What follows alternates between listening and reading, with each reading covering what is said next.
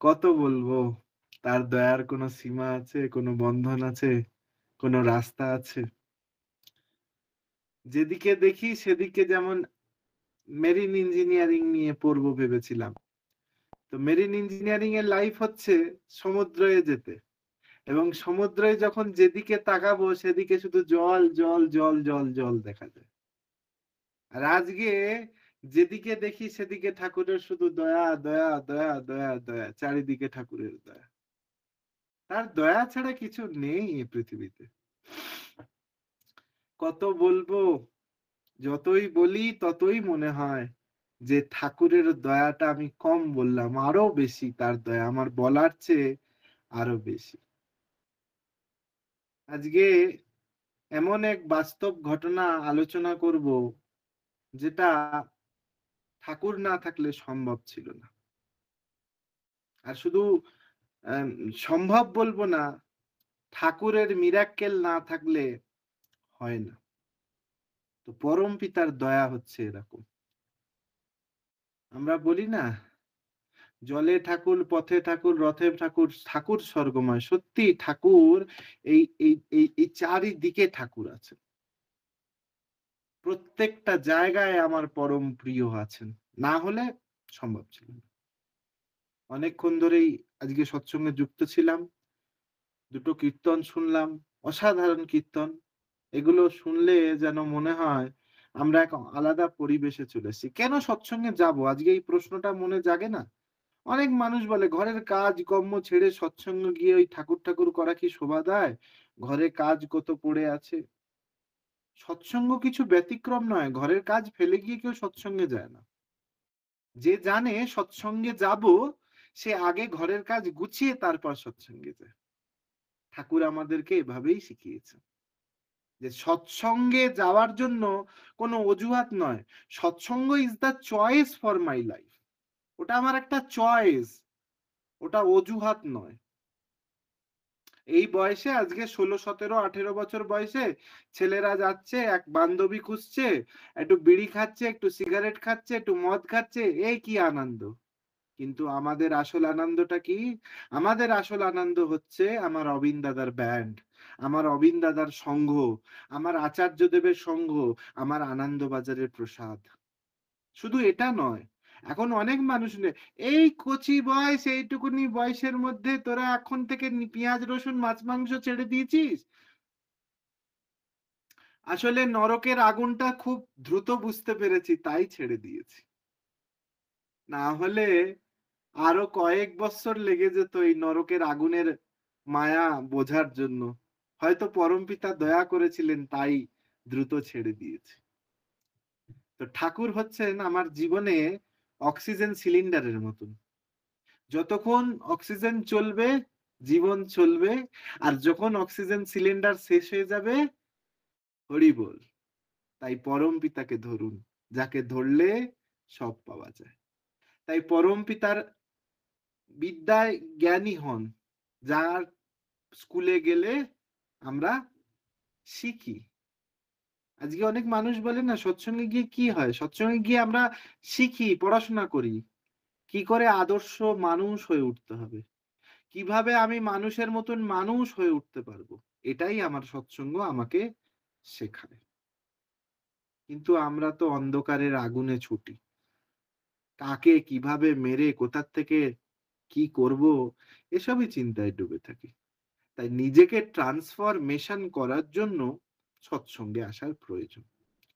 যখন ছোটবেলায় ছিলাম না, তখন ওই ছোটবেলার একটা উম আমাদের চলতো, ওই কম্পিউটার চলতো। তখন কম্পিউটারে কি হতো, কি খুব ছোট তখন কম্পিউটারে ওই RAM, জিবি এগুলো অত কিছু বুঝতাম না তখন। তখন এত কিছু বুঝতাম না। কিন্তু যখন জেনারেশন এন্ড জেনারেশন আপডেট হয়েছে, তেমন আমরা ওটাকেও আপডেট করেছি। আজ বুঝতে পারি যে জীবনে আপডেটেশনটা খুব দরকার ছিল। যার জন্য ঠাকুরের পথে আসা খুব ইম্পর্টেন্স। যার পথে এলে পুরুষোত্তমকে ধরলে সব আপগ্রেডেশন হতে পারে। দেখবেন মাঝে মাঝে মোবাইল খুললে দেখেন না, ইয়োর মোবাইল নিডস আপগ্রেডেশন। আমাদের জীবন আপগ্রেডেশনের প্রয়োজন। সেই জীবন আপগ্রেডেশন করব কি করে? আমার প্রিয় পরমকে ধরে। আমার প্রিয় পরমের গুণগান করে, আমার প্রিয় পরমের নাম করে। এই নাম করলে যে কত পাপী টাপী উদ্ধার হতে পারে, এই নাম করলে কত মানুষ মুক্তি পেতে পারে, এটাই হচ্ছে ঠাকুরের দয়া। যাই হোক, এই কথাগুলো তো সবাই বলে, কিন্তু আসল কথায় আসি, কেন ঠাকুরের দীক্ষা নেব? ঠাকুরের দীক্ষা নিলে কি আমার উপকার হবে? ঠাকুরের নাম নিলে কি জীবনের উন্নতি হয়? ইয়েস, হয়। জীবন পরিবর্তন হয়, জীবনের উন্নতি হয়। আজকে একটি দয়ার কথা বলে আমি শেষ করব। আমাকে একটু সময়টা বললে খুব ভালো হয় দাদা। আর কত মিনিট বলা যাবে? তাহলে আমি ঠাকুরের দয়ার কথাটা বলব।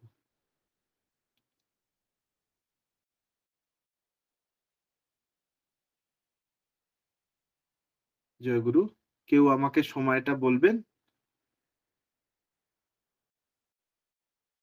বলো না, তুমি যাই হোক, 20-25 মিনিট। 9টা কত? আচ্ছা, 9টা 3 বাজে। 9টা 3। জয়গুরু মা। তো এক মা ছিলেন ঠাকুরের প্রতি প্রত্যক্ত বিশ্বাসী। তার বাবা ঠাকুরের দীক্ষিত ছিলেন, ঠাকুরের সৎসঙ্গ করতেন, স্বস্তিনী হোল্ডার ছিলেন, পুরো পরিবার স্বস্তিনী ছিল, মেয়েকেও স্বস্তিনী দিয়েছিলেন।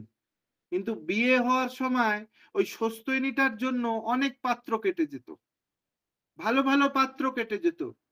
তো বাবাকে মেয়ে প্রশ্ন করে, বাবা আমি কি দেখতে ভালো না, যে আমাকে দেখতে এসেও আমাকে পছন্দ করে না, চলে যায়? তখন বাবা উত্তর দিতেন, না রে মা, ও তোকে পছন্দ করে নে, ও তো রূপ পছন্দ করে গেছে। যাই হোক, ঠাকুর আছেন, তুই ভেঙে পড়বি না। ঠাকুর যখন তোকে যা দেয়ার সেই সময় তোকে দেবে, তুই একদম ভেঙে পড়বি না। এই কথা বলতে বলতে এক পাত্রর সাথে দেখা দেখি হয়। তিনি তাকে বিয়ে করতে প্রস্তাব দেন, বিয়ে হয়ে যায়। বিয়ে হয়ে যাবার পরে বহুদিন ধরে ওই তো নিরামিষ আমিষের একটা বিষয় বাড়িতে থেকেই গেছে। শাশুড়ি একদম পছন্দ করছেন না। তার ছেলেকে বলছে, এ কেমন বউ তুই নিয়ে এসেছিস এই ঘরে, আমরা মাছ মাংস খেলে তার সমস্যাতে খেতে পারে না, তারা রান্না করে দিতে পারে না, এমন এমন পরিস্থিতি সেই মেয়েটাকে বলছে। আর ছেলেটাকে বলছে, তুই পারলে ওকে ছেড়ে দে, ছেড়ে দিয়ে একটা আমিষ মেয়ে, আমাদের মতন মেয়েকে তুই বিয়ে কর। যা হোক করে এই পরিস্থিতির সাক্ষী থেকে ওই মেয়ে জানতে পেরে যায় যে তার শাশুড়ি এই কথা বলছে। কি করবে, অদীক্ষিত পরিবার, ঠাকুরের মহিমা বোঝে না, ঠাকুর বোঝে না, কি আর করার। যাই হোক, বাবাকে ফোন করে খুব কান্নাকাটি করছে, বাবা আমার শাশুড়ি এরকম করে বলছে, আমি কি করব আমি বুঝে উঠতে পারছি না। মা তুই ধৈর্য ধর, ঠাকুর আছে, তুই চিন্তা করিস না, ঠাকুর যা করবেন তাই মঙ্গল। যদি তোর শাশুড়ি তোকে তাড়িয়ে দেয়, তোর স্বামী তোকে ছেড়ে দেয়, তাহলে ভাববি সেটাও ঠাকুরের একটা ইচ্ছা ছিল, ঠাকুরের একটি দয়া ছিল। এই কথাগুলো না সে মনের মধ্যে লাগে, যে একজন সৎসঙ্গী ঠাকুরের দীক্ষা নিয়েছে, ঠাকুরের সস্তনী পালন করছে, তার সস্তনী পালন করার জন্য তাকে ঘর থেকে ত্যাগ করে দিতে হবে? যাই হোক, স্বামীর প্রতি একটু টান ছিল স্ত্রীর, তাই স্বামী ছাড়তে পারেনি। যখনই ঠাকুর বাড়ি যাওয়ার কথা বলতো, তখনই ঠাকুর বাড়িতে মানে জ্বর চলে আসতো আর কি। মানে ঠাকুর বাড়ি যাওয়ার কথা শুনলেই জ্বর চলে আসতো। তাই স্ত্রী একা একাই ঠাকুর বাড়ি যেতেন, আর যেতেন আর ঠাকুরের কাছে দর্শন প্রণাম করে আচার্যদেবের কাছে খুব কাঁদতেন গিয়ে, যে আমার ভাগ্যটা এমন হয়ে গেল যে আমি ঠাকুরের ইষ্টবৃত্তিও করতে পারি না ঠিক মতন, ঠাকুরের ছবি রাখতে পারি না, স্বামী ঠাকুরকে মানে না, শাশুড়ি ঠাকুরকে মানে না, এবং মাঝে মাঝেই আমাকে তাড়িয়ে দেবে করছে দাদা। খুব ভেঙে পড়েছে, খুব ভেঙে পড়েছে। বর্তমান আচার্যদেব তখন নিউ গেস্ট হাউসে বসতেন, অর্থাৎ ঠাকুর বাংলার পাশে যে জায়গাটা সেখানে বসতেন। সে মা গিয়ে খুব কাঁদছেন আর বলছেন যে আমি কি করব ঠাকুর, তুমি আমাকে রক্ষা করো, দাদা আপনি আমাকে রক্ষা করুন না, আমি আর পারছি না, বা আমাকে মরে যেতে হবে, আর না হলে আর আমার কোনো উপায় নেই। সে বলছে, তুই স্বস্তিনী নিয়েছিস না? আচার্যদেব বলছেন, স্বস্তিনী নিয়েছিস না? আজ্ঞে হ্যাঁ। ঠাকুরকে ভালোবাসিস না? আজ্ঞে হ্যাঁ। তাহলে তুই এরকম কথা বলছিস কেন? কেন তুই এই কথা বলবি? ঠাকুরের নাম করিস? আজ্ঞে হ্যাঁ। কত মিনিট করিস? ওই সকাল প্রার্থনার সময় ৫ মিনিট আর সন্ধ্যে প্রার্থনার সময় ৫ মিনিট। বলছে এভাবে তো হবে না। তুমি ওই পুরুষকে, ওই পৃথিবীকে পাল্টে দিতে পারো যদি তুমি নামময় হয়ে থাকো। এটা একটা কেমন কথা? তিনি বললেন যে নামময় হয়ে থাকার কথা। যাই হোক স্ত্রী খুব ভেঙে পড়েছিলেন। ভেঙে বাড়িতে এসেছেন। এসে স্বামীকে বলছে, "আমি আচার্য দর্শন করে এসেছি। আমি আচার্যদেবকে সব জানিয়েছি।" এই সেই। স্বামী শুনেও কান দিলেন না।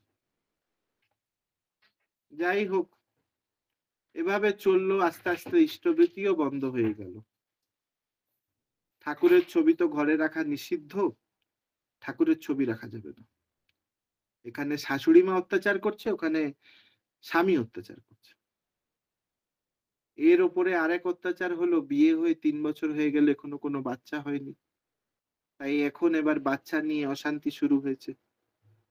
শাশুড়ি মা আবার এই একই কথা। "তুই পারলে ওকে ছেড়ে দিতে পারছিস না? ওকে ছেড়ে দে। আমরা আমাদের একটা দেখে ভালো মেয়ে নিয়ে এসে বিয়ে দিয়ে দেব।" স্বামীও আস্তে, আস্তে রাজি হচ্ছে এই পরিস্থিতিতে যাবে বলে। আর মেয়েটি শুধু ঠাকুর দেখে যাচ্ছে। হয়তো ঠাকুরের ইষ্টবৃত্তিটা সামনাসামনি করতে পারেনি কিন্তু লুকিয়ে, লুকিয়ে ইষ্টবৃত্তি করে যাচ্ছে। আর শুধু ইষ্টবৃত্তি নয়, সে প্রত্যেক মুহূর্তে ঠাকুরকে ডাকছে, নাম করছে। এবং লাস্টে স্বীকার করে নিল মেয়ে, যদি এরকম হয় তাহলে আমি আলাদা হয়ে যাব। কিন্তু হ্যাঁ, আমি আলাদা হব। আমি আমার আচার্যদেবকে জানিয়ে আলাদা হব। তো উনি আবার এই যখন পরিস্থিতি এমন হয়েছে দেখছে মেয়েকে তাড়িয়ে দিচ্ছে বাড়ি থেকে মেরে শাশুড়ি এবং স্বামীও আর দেখছে না, ছেলেপুলে হচ্ছে না। কি ঠাকুর এমন ধরেছে কিচ্ছু হচ্ছে না। তখন যাচ্ছে গিয়ে আচার্যদেব শ্রী শ্রী দাদা নাট মণ্ডপে বসে আছেন। তখন আচার্যদেব আমাদের শ্রী শ্রী দাদা নাট মণ্ডপে বসতেন। তিনি গিয়ে অঝরে কেঁদে, কেঁদে বলছেন, "আমি আর বাড়ি ফিরতে চাই না।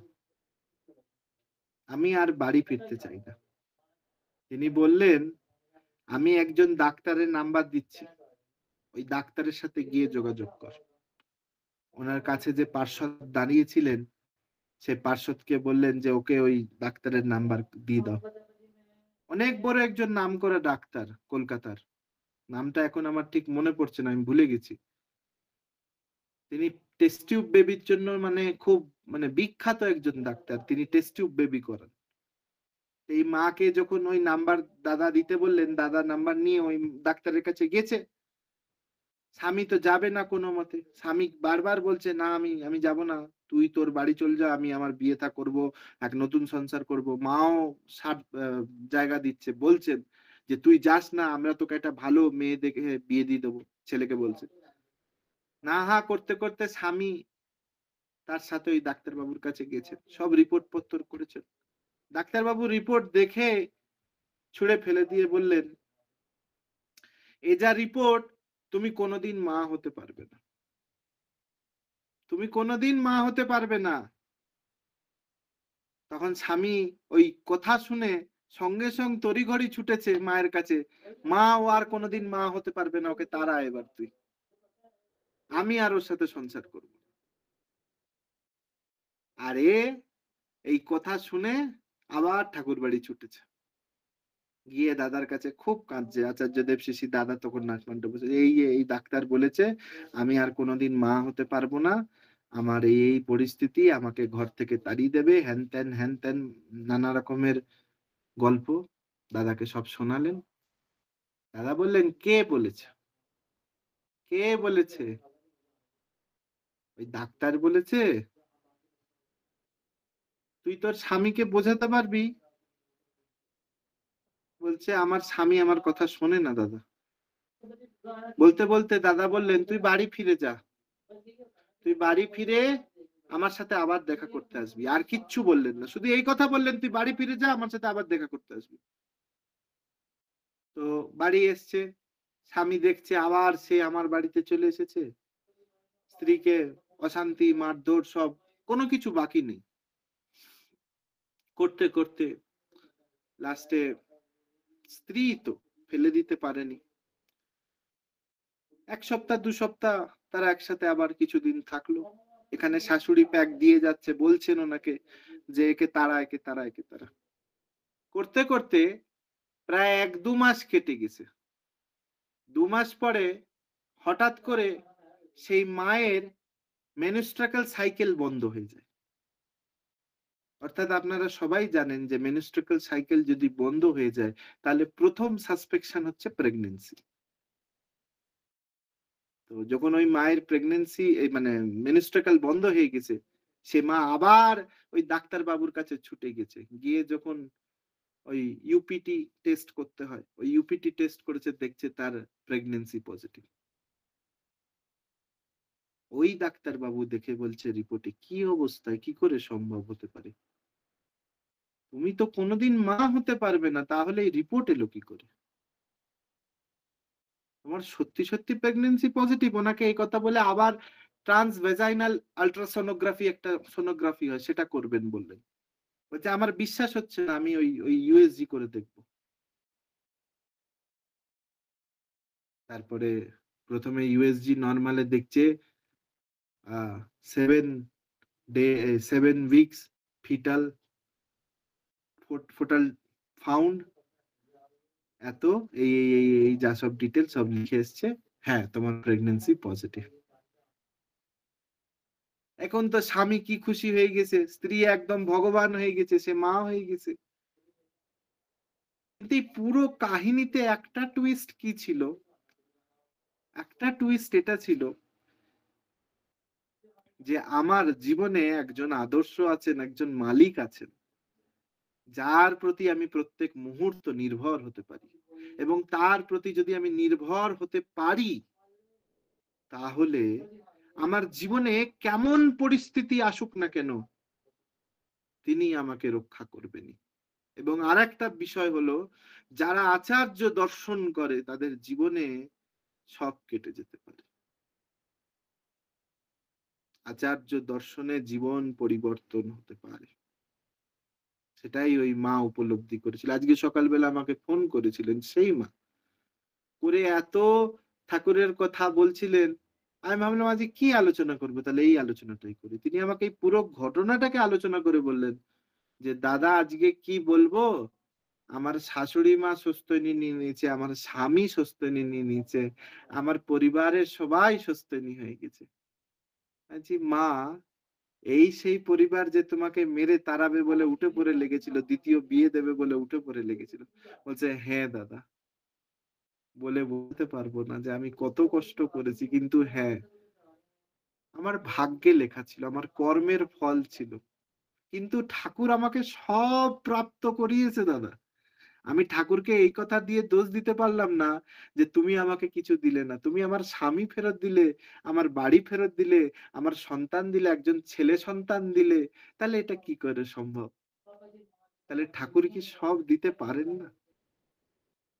আমরা যখন কিছু পাই না তখন ঠাকুরকে প্রশ্ন করি। বলি, "ঠাকুর কেন পেলাম না ঠাকুর? কেন তুমি দিলে না ঠাকুর? কেন আমার সাথে এরকম হলো ঠাকুর?" কিন্তু এটা তো আমার দোষ নয় আর ঠাকুরের দোষ নয়। এটা তো আমার কর্মের দোষ। আমি যে কর্মটা করে এসেছি, সেই কর্মের ভোগটাকে তো আমাকে ভুগতে হবে। যখন আমার কর্মের ভোগ আমি ভুগে নেব, যখন আমি এই কর্মের ভোগ থেকে বেরিয়ে যাব, তখন আমার যা পাবার সেটা আমি পাবো। কেন তার বাড়ির পরিবার স্বস্তিনী নিল? সে তাকে প্রত্যেকদিন মারধর করত, অশান্তি করত, নিরামিষ খায় বলে। কি করে শাশুড়িটা স্বস্তিনী নিলেন? কি করে তার বাড়িতে স্বস্তিনী হলো? যে স্বামী ছেড়ে দিবে, সে স্বামী কি করে স্বস্তিনী নিয়ে নিল? ঠাকুরের প্রতি না ভরসা রাখতে হয়। ঠাকুরের প্রতি ধীরাজ ধরতে হয়। আমি কেন পাচ্ছি না, আমি কেন পাচ্ছি না, আমি কেন পাচ্ছি না? না। পাইনি মানে তোমার দয়া, দিয়েছ মানে তোমার কৃপা। যদি এই জিনিস বোঝা যায়, তাহলে আর জীবনে কিছু প্রয়োজন নেই। Nothing is needed in the life without my supreme delight. শুধুমাত্র প্রয়োজন একটা জিনিসে, আমার ঠাকুরের প্রয়োজন, আমার পুরুষোত্তমকে প্রয়োজন। যাকে ধরলে আমি সব পেতে পারি। ওই যে বললাম না, ওর বাবাকে প্রশ্ন করেছিল মেয়ে, আমরা কি সস্তনী নিয়েছি বলে আমাদের জীবনে এটা কেন হচ্ছে? আমাদের কি ভুল হয়ে গেছে সস্তনী নেয়া? যে ছেলে পাত্র দেখে আমাদেরকে আর বিয়ে দিচ্ছে না। কিন্তু বাবা কি বললেন? তারা তোর যোগ্য না রে মা, ঠাকুর ঠিক রেখেছে। আজকে তার ছেলেকে সস্তনী দিয়ে দিয়েছে। এই স্বামী সস্তনী প্রতিবাদ করলো, এই শাশুড়ি মা সস্তনী প্রতিবাদ করলো। কি করে পরিবর্তন হয়ে গেল এই পুরো পরিবার? ঠাকুর অনুকূল চন্দ্রই পারে। কেউ পারুক আর নাই পারুক, পুরুষোত্তম সব পারে। পুরুষোত্তম সব পরিবর্তন করতে পারে। ভাগ্য পরিবর্তন হয়। ওই যে দেখেছেন না, অনেকজন জ্যোতিষী দেখে, হাত ফাত দেখে, আমি ওসব মানি না। আমি একটা জিনিসই মানি, আমার জ্যোতিষ, আমার ভগবান, আমার হাকিম, আমার ওঝা, আমার সবকিছু আমার ঠাকুর। যেদিন সে আমাকে বলে দেবে, আমার সব পরিবর্তন হবে। আর যেদিন সে কিছু বলবে না, সেদিন আমার কিছু হবে না। উনি আমাকে একটা কথা বললেন, ওই মায়ের সাথে এতক্ষণ কথা বলেছি, ওই মা আমাকে একটা কথা বলেছেন, দাদা এই পুরো লাইফ জার্নিতে, এই এত কষ্টের মধ্যে আমি কিন্তু আমার নাম কোনোদিন ছাড়িনি দাদা। মার খাচ্ছি স্বামীর কাছে, কিন্তু আমি ঠাকুরের নাম করে যাচ্ছি। ঠাকুরের এক জায়গায় বলা আছে না, यही নাম নিজ নাম হে মন আপনে ধরলে, বৈঠক স্বামী অতভুতি রাধা নিকট নিহার। এই নামই তোমাকে মুক্তি দেবে, এই নামই তোমাকে বাঁচাবে, এই নামই হচ্ছে তোমার সব। ঠাকুরকে ভালোবাসো, নিজের প্রতিষ্ঠা ছেড়ে ঠাকুরের প্রতিষ্ঠা করো। আমি অনেক দাদা মাকে দেখেছি, আমি অমুক, আমি অমিক পারি, তমুক পারি। আমি কি বলি জানেন? আমি তো কুকুর তার। তার কুকুর আমি। তার ডাক যেমন, একটা কুকুর, একটা মালিক যখন একটা কুকুরকে ডাকে, দেখবেন যতই আপনি বিস্কুট খাওয়ান, যাই খাওয়ান, সে ছুট্টে সেই মালিকের কাছে চলে যায়। আমিও আমার মালিকের কুকুর। যখন আমাকে ডাকবে, আমাকে ছুট্টে চলে যেতে হবে। পরমপিতার দয়ার কোনো সীমা নাই, কোনো শেষ নাই, কিচ্ছু নেই।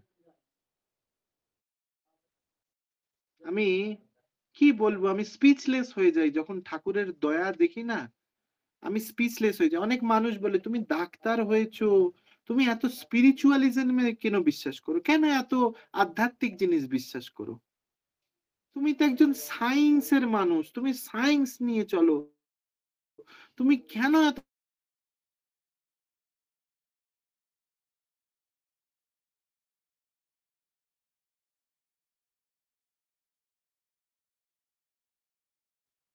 ঠাকুরকে বিশ্বাস করো, কেন ঠাকুরকে মানো? আমার উত্তর তাদের জন্য একটাই থাকে, যেখানে সায়েন্স শেষ হয়, যেখানে কোনো আমি জানি সে মরে যাবে, ডেথ সার্টিফিকেট লিখতে হবে, সেটাও আমি জানি। কিন্তু সেই সময় দেখি যে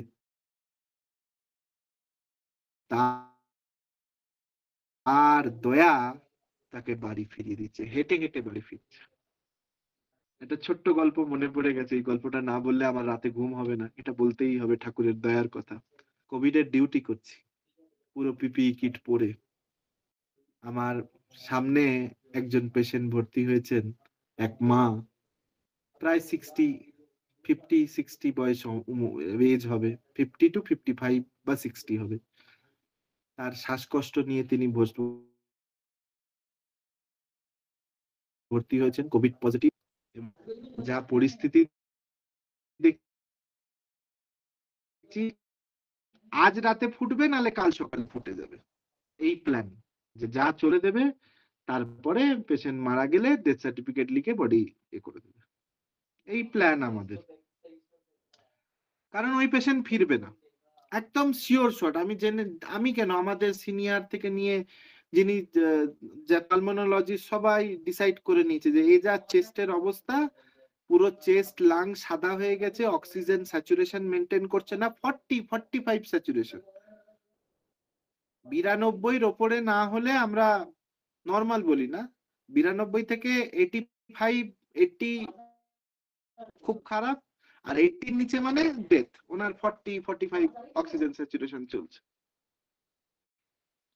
আর আমি কালকে বাড়ি যাব। ওই মা শুয়ে আছে, অক্সিজেন নিচ্ছে, তাও বিশাল ভাই, আপনি মেনটেন সরে করছে না। বসে লাস্টে পড়লে ভালো হয়। ভেন্টিলেটর করে দেবো এই প্ল্যান লিখে দিয়ে আসি। মাঝে মাঝে তো কেটে যাচ্ছে, একটু অন্যখান থেকে বা থেকে কোনো দেখো। আগে আগে তো আমরা বাড়ি ফিরে যাব, প্রিপারেশন নিয়ে নিয়েছি।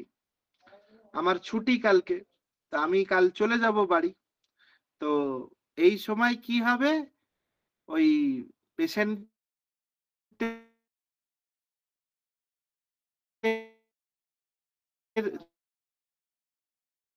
আবার ডিস্টার্ব হচ্ছে। যিনি বাড়ির লোক, তিনি এসে জিজ্ঞাসা করছে, বাবা এই পরিস্থিতি, তুমি যদি একটু বলো। পেশেন্টের অবস্থা ভালো না, এই পেশেন্ট বাঁচানো যাবে না, কোনো মতেই সম্ভব নয়, এই পেশেন্টকে বাঁচানো আমাদের পক্ষে সম্ভব নয়। ওই ডিস্টার্ব হচ্ছে, জয়গুরু কেটে শোনা কেটে যাচ্ছে যাচ্ছে একদম। ক্লিয়ার? জয়গুরু, হ্যাঁ, এবার জয়গুরু শোনা শোনা যাচ্ছে, যাচ্ছে এবার? বলো। তো পেশেন্ট মারা যাবে কনফার্ম, আমরা ডিসাইড করে নিয়েছি এই পেশেন্ট আর বাঁচবে না, এর অবস্থা খুব খারাপ। তো আমি বললাম কালকে যেহেতু বাড়ি চলে যাব, ভোরবেলা উঠে বাড়ি যাব, এবার ওই সময় যদি কেউ এসে বলে স্যার পেশেন্টটা মারা গেছে, ডেথ সার্টিফিকেটটা লিখে দিন, তো তখন লিখবো, আজকে রাতেই লিখে রেখে দিচ্ছি, শুধু মরে গেলে ডেট আর টাইমটা বসিয়ে দিস। ভালো কথা, আমি সকালবেলা বেরিয়ে গেছি তাড়াহুড়োতে, বাড়ি যাব বলে খুব আনন্দে বাড়ি যাচ্ছি। তো পরে এসে শুনতে পাচ্ছি যে, আমি প্রথমে এসে জিজ্ঞাসা করছি যখন ডিউটিতে ফিরেছি যে এই বেডের পেশেন্টটার কি হলো। বলছে এই পেশেন্টটা তো স্যার জেনারেল ওয়ার্ডে শিফট হয়ে গেছে। জি হ্যাঁ, জেনারেল ওয়ার্ডে?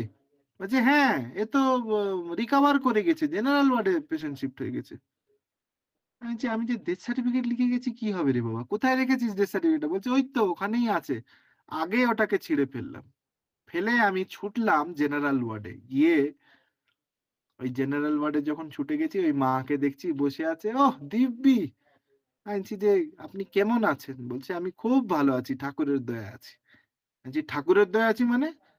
বলছে হ্যাঁ, আমার ঠাকুরের দয়া, আমার ঠাকুর আমাকে রক্ষা করেছে।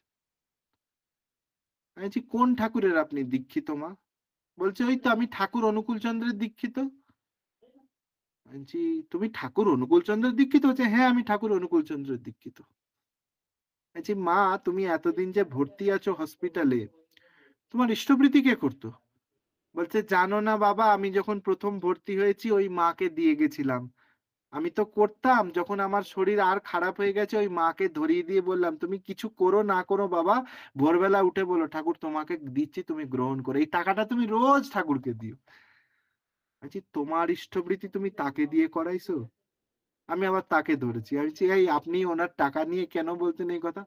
বলে, কি করব, পুজোর কথা বলেছে তো, বলে ভুলতে পারিনি, তাই বলে দিতাম।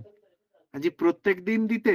আমি বলতাম হ্যাঁ, ওই ওনার জন্য আপনাকে ঠাকুর ইষ্টবৃত্তি দিচ্ছি, ঠাকুর গ্রহণ করুন, এই কথা উনি বলে গেছেন, তাই এই কথা বলতাম।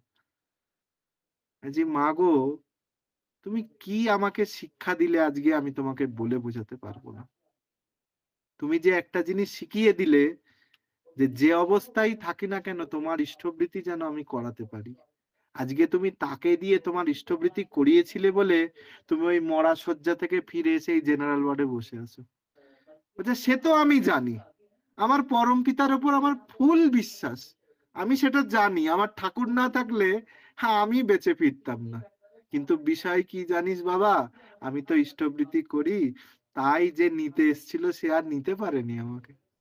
আমার ইষ্টবৃত্তির বোঝা এমন বোঝা করেছে আমাকে, সে আমাকে সহজে ছাড়াতে পারলো না। তাহলে ঠাকুরের দয়া কি, আপনাদের আমি কি বলবো, বোঝা যায়? ভাবা যায়? এক অদীক্ষিত, সে হসপিটালে ভর্তি, তাকে দিয়ে ইষ্টবৃতি করাচ্ছে সেই মা। সেই ইষ্টবৃতি করলে তার মঙ্গল হবে। আজকে সেই ইষ্টবৃতিটা যদি বন্ধ হয়ে যেত, হয়তো তিনি আর ফিরতেন না।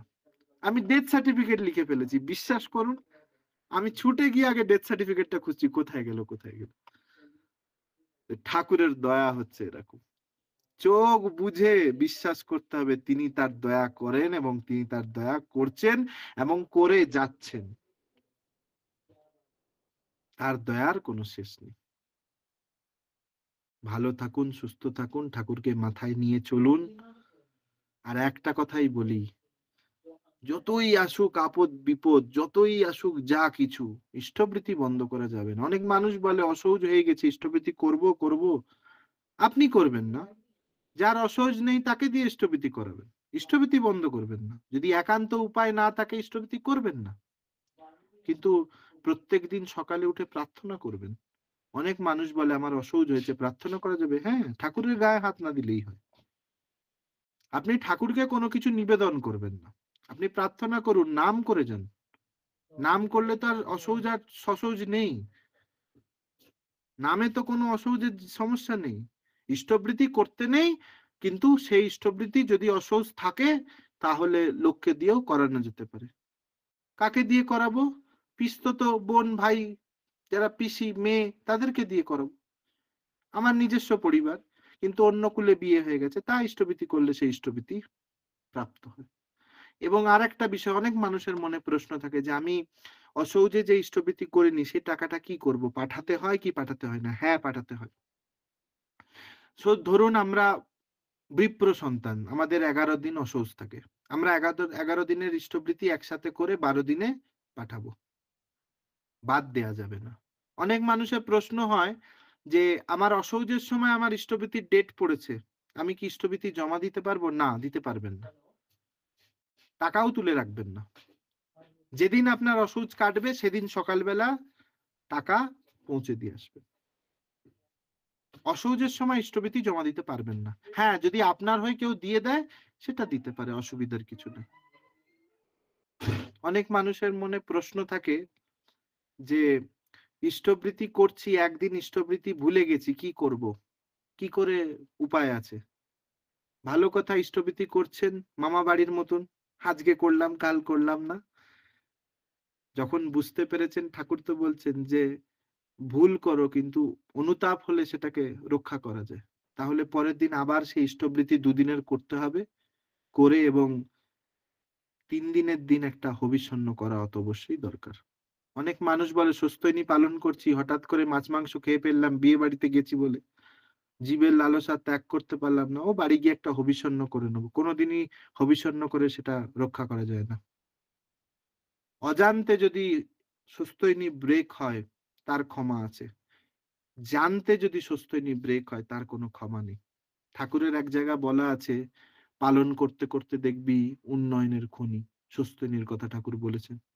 যদি উন্নয়নের খনি দেখা যেতে পারে পালন করতে, যদি পালন না করে ব্রেক করি, তাহলে জীবন ধ্বংসও হতে পারে। আমি অনেক মানুষ দেখেছি যারা সস্তৈনী নিয়ে ব্রেক করেছে, তারা আজকে রাস্তার পাগল ভিখারি হয়ে ঘুরে বেড়াচ্ছে। সস্তৈনী ছেলে খেলা নয় কিন্তু। দীক্ষা নিয়ে একদিন ইষ্টবৃতি করলাম, একদিন করলাম না, সেটা আলাদা বিষয়। সস্তৈনী ব্রেক করা যাবে না, কোনো মতে নয়। ভবিষ্যৎ শেষ হয়ে যেতে পারে। যাই হোক, আমি এখানেই বিরাম করব। আরো আলাপনী যদি থাকে, আমি সেখানে আরো এই ইষ্টবৃত্তির বিষয় নিয়ে আলোচনা করব। আর ঠাকুরের কাছে সবার মঙ্গল প্রার্থনা করে আমি এখানেই আমার ইষ্ট প্রসঙ্গ বিরাম দিলাম। ভালো থাকুন, সুস্থ থাকুন। এই যে আমার জীবন, লাইট চলে গেছে, 11:30 বেজে গেলেই লাইট উধাও। কাল সকাল ভোর 7টায় লাইট আসবে। কিন্তু সব নিয়েই ঠাকুরকে নিয়ে আমি আনন্দে আছি। যেমনই পরিস্থিতি আসুক না কেন, আমি কিন্তু মজায় আছি তাকে নিয়ে। অনেক মানুষ বলে বিশাল ভাই চীনে থেকে অনেক কষ্ট করছে, অনেক কষ্ট। না না না না, আমার কোনো কষ্ট নেই, ঠাকুরকে নিয়ে আনন্দে আছি। কষ্ট বুঝবো কেন? ঠাকুর আছে বুঝার, আমি কেন বুঝবো? জয় গুরু, বন্দে পুরুষোত্তম।